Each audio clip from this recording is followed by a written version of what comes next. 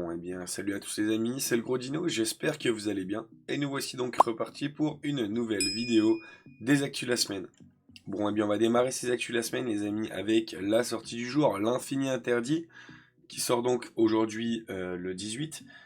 On avait décalé la semaine dernière les actus de la semaine, puisque je ne pouvais pas vous afficher l'intégralité du contenu, et je ne le connaissais pas, puisque je pensais que les youtubeurs allaient faire leur avant-première, donc un peu plus tôt. Là maintenant c'est bon, j'ai tout puisque les sneaks sont passés, les AP sont passés, tout est passé. Je vous affiche d'ailleurs l'intégralité des cartes que vous retrouverez à l'intérieur, leur rareté évidemment. On voit qu'il y a pas mal de petites dingueries à récupérer. Bien sûr il y a les Fiend Smith, bien sûr il y a les Whitewood, bien sûr il y a le petit Tampaï et ce qui s'ensuit. Mais je pense moi personnellement aux Mimighoul qui je pense sont très sympathiques à jouer. C'est une exclue TCG, donc c'est pour ça qu'on n'en a pas entendu parler plus que ça.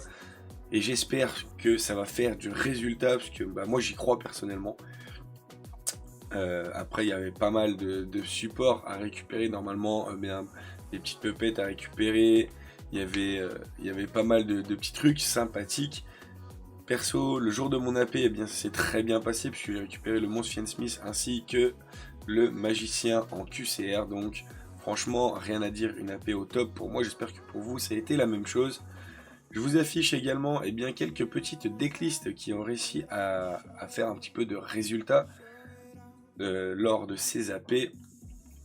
Ma foi, ceux qui voudront s'en inspirer, libre à eux. Allez, bien, on va continuer maintenant avec du goodies, puisqu'il y a un nouveau playmat et une nouvelle deckbox qui était annoncée, que je vous affiche de suite. Le playmat est juste incroyable. Genre, dites-moi ce que vous en pensez en commentaire, mais moi je le trouve incroyable. Les nouvelles deckbox et playmat de WCQ, à l'effigie des Fiend Smith, vont être juste dingues. Franchement, ils vont être dingues. Donc ma foi, pourquoi pas commencer à tenter à les récupérer assez rapidement quand ils seront évidemment dispo. Mais franchement, c'est un banger. Bon, on enchaîne à nouveau avec du goodies.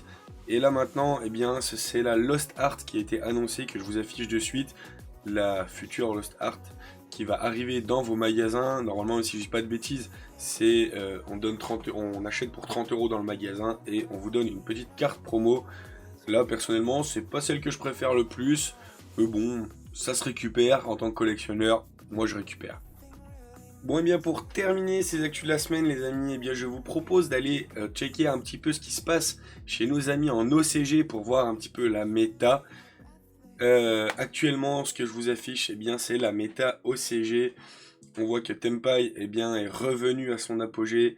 Fiend Smith, évidemment, et dans tous les decks méta du moment, que ce soit avec Yubel, que ce soit avec Rescue Ace. Juste derrière, on a les Snake Eyes qui sont là également. Donc, franchement,